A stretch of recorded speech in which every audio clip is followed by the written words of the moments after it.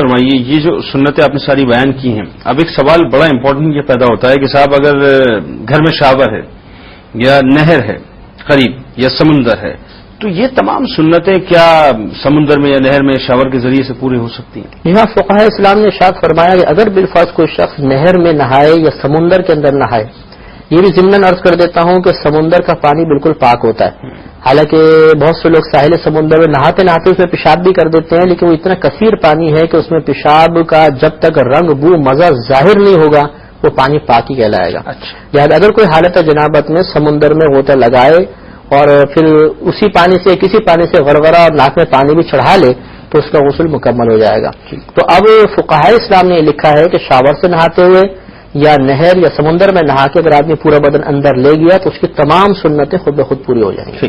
اچھا، یہ تو بڑا امپورٹنٹ سوال ہو گیا۔ ایک بات اور بڑی خاص ہے کہ غسل کرتے ہوئے کن کن مقامات کا خاص طور پر ہمیں خیال رکھنا چاہیے؟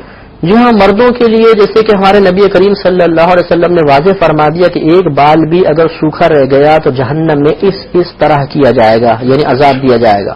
اس لیے یہ بہت ہی اہم بات ہے کہ سب سے پہلے تو یہ جان لیں کہ دھونا اور مسح کرنا ان دونوں میں کیا فرق ہوتا ہے۔ دھونے کا مطلب تو یہ ہوتا ہے کہ جس جگہ کو آپ دھونا چاہتے ہیں اس پر سے پانی کو بہا دیں۔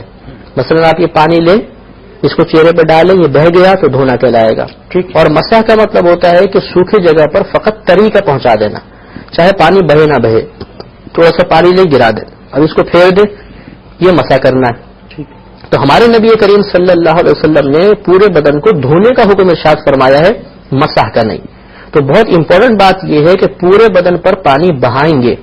اگر کسی مقام پر ایسا ہوا کہ پانی نہ بہا، ہم نے صرف اتر تری پہنچائی یا اس کا مسح کر لیا تو غسل نہیں اترے گا۔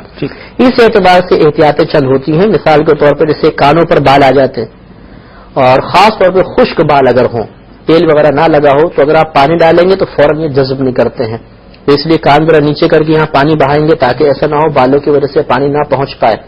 کان کے اندر یعنی سوراخ کے اندر نہیں ڈالنا ہے، لیکن جتنی یہ جو ساخت ہے کان کی، دیکھیے کتنی عجیب و غریب ساخت ہے، اگر اوپر سے بہائیں گے تو پانی اس کے اندر نہیں چڑھے گا۔ تو ہو سکتا ہے ہم پانی میں بہائیں، یہاں پانی نہ پہنچے اور خالی انگلی پھیر کے اس کو مسح کر لیں تو یہ غسل نہیں اترے گا۔ اس لیے بلا خوف و خطر کان اس طرح ٹیڑھا کر کے اس میں پانی ڈال دیں تو وہ دماغ میں نہیں گھسے گا، تھوڑا یوں کریں گے تو نکل جائے گا، کیونکہ یہاں دماغ اور کان کے درمیان کوئی راستہ نہیں ہوتا، روٹ نہیں ہوتا، تو اس کو اس طرح کر لیں۔ اس کے علاوہ گردن اور یہ تھوڑی کے ملنے کے جو مقام ہیں، اگر یوں ہم رکھیں گے، اس طرح نہا رہے ہیں تو اس کے بیچ میں پانی چڑھے گا نہیں، شاید گیلا پن پہنچ جائے لیکن بہنے کی سنت پوری نہیں ہوگی یا فرض پورا نہیں ہوگا، اس لیے گردن ٹیڑھی کر کے یہاں پانی بہائیں، ادھر پانی بہائیں۔ اس طرح بغل کے نیچے کبھی بھی پانی نہیں بہہ سکتا، اگر آپ اوپر سے ڈالتے رہیں یا شاور سے نہائیں، جب تک آپ ہاتھ نہیں اٹھا کے ادھر پانی نہیں بہائیں گے پانی نہیں پہنچے گا۔ اب ہو سکتا ہے ہم شاور سے بھی بالفرض نہا رہے ہیں، پانی یہاں گر رہا ہے، یہاں خالی ہاتھ پھیر لیا تو یہ مسا ہوا، دھلا نہیں، تو غسل نہیں اترے گا۔ اسی طرح ناف کا سوراخ یہ بعض اوقات بہت گہرا ہوتا ہے، تو جتنا اس کا ظاہری حصہ نظر آ رہا ہے اس پہ پانی کا بہانا ضروری ہوتا ہے۔ اس کے لیے طریقہ یہ اختیار کریں گے، پانی جیسے یہ آ رہا ہے تو ناف کے نیچے یوں ہاتھ رکھ لیں، رکھیں گے تو پانی جمع ہوگا تو ناف کے اندر تمام جگہ پہ پانی پہنچ جائے گا، اس کو ہٹا لیں۔ اس طرح اگر بیٹھ کے بالفرض نہ آ رہے ہیں تو یہ جیسے ہمارا گھٹنا ہے اس کے بالکل نیچے کی جگہ یہ ایسی ہوتی ہے کہ یوں مل جاتی ہے، ران اور پنڈلی کا حصہ یوں مل جاتا ہے آپس کے اندر، تو اب اگر ادھر ہم نے پانی ڈالا اور ادھر پانی نہیں گیا، خالی ہاتھ پھیر لیا تو مسا ہوگا۔ اس سے تھوڑا پاؤں ٹیڑھا کر کے گھٹنے کے نیچے بھی پانی ڈالیں گے، اس طرح الٹے گھٹنے پر ڈالیں گے۔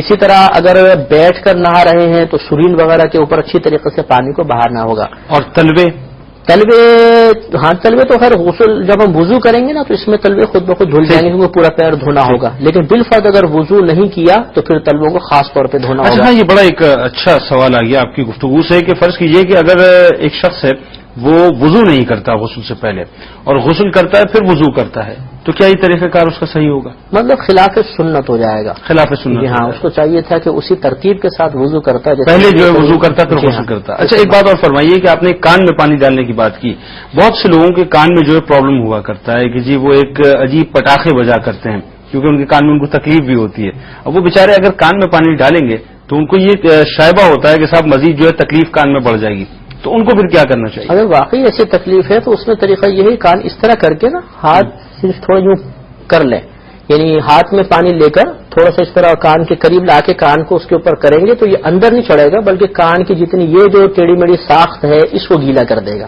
تو کم از کم اتنا کرنا چاہیے. یعنی باہر جو ہے پانی آنا ضروری ہے جی. اندر بالکل جو ہے کان کے سوراخ کے اندر کا دھونا ضروری نہیں ہوتا، وہ تو میں نے ویسے احتیاطاً عرض کیا ہے. باقی مطلب جتنا باہر کا حصہ یہ جو ہے اس خارجی حصے کو پورے کو دھونا ضروری ہوتا ہے. اچھا ایک بات فرمائیے، چونکہ بات ہوئی تھی کہ ایک بال جو ہے وہ غسل میں جو ہے دھلنا چاہیے. اب مسئلہ یہ ہے کہ ایک شخص بیمار ہے اور بیماری اس حد تک ہے اس کو کہ اس کے سر میں کوئی زخم یا کوئی ایسی بات ہے اور وہ پانی جو ہے سر سے نہیں بہا سکتا، تو اس صورت میں بیچارہ کیا کرے گا؟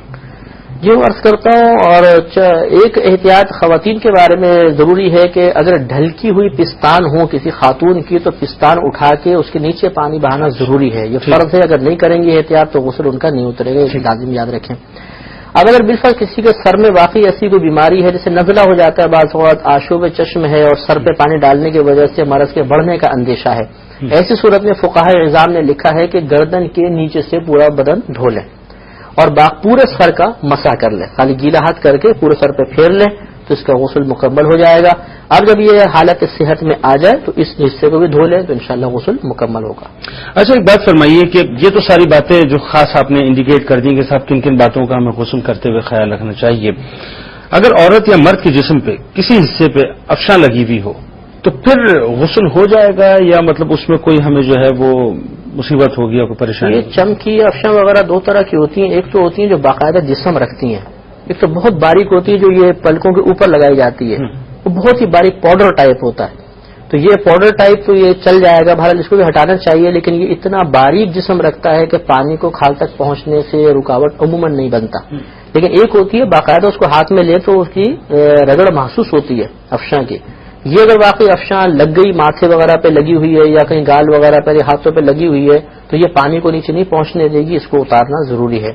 بعض لوگوں کو دیکھا ہے وہ شادی کارڈ میں بھی افشاں لگا دیتے ہیں اور مطلب یہ کہ ایسے کپڑے خواتین پہن لیتی ہیں کہ وہ سب کو رنگین کرتے چلے جاتی ہیں، بلکہ اگر کسی مرد کو لگی ہو تو گھر کی عورتیں شک کرنے لگ جاتی ہیں کہاں سے ہو کر آ رہے ہیں، چمکی لگی ہوئی ہے، بیچارے کا کردار بھی بڑا مسئلہ ہو جاتا ہے. تو اس طرح کی مطلب چیزیں استعمال عموماً نہیں کرنی چاہیے ورنہ اس سے غسل کے اور وضو کے بڑے مسائل پیدا ہو جاتے ہیں. اچھا یہ آج کل فیشن میں بھی بڑا بن گیا ہے چمکیاں لگانا اور یہ افشا لگانا، تو یہ اس سے بالکل اجتناب جو ہے خواتین بہت بہتر ہے، یا پھر مطلب استعمال کرنے کے بعد بہت زیادہ محتاط طریقے کے ساتھ ان کو بدن سے جدا کرنا چاہیے. ٹھیک. اچھا ایک بات فرمائیے، اب آتے ہیں بڑے امپورٹنٹ مسئلے کی طرف. خواتین جو ہیں وہ نیل پالش بہت لگاتی ہیں اور لپسٹک جو ہے اس کا بھی استعمال بڑا ہوتا ہے، بلکہ اب تو ایسا ہو گیا کہ ایسے ایسے لپسٹک کے شیڈز آ گئے جو بہت زیادہ جو ہے وہ لیئر بھی مطلب بناتے ہیں اور اپنے شیڈز بھی چھوڑ کے جاتے ہیں. ایون نیل پالش کا بھی یہ عالم ہے.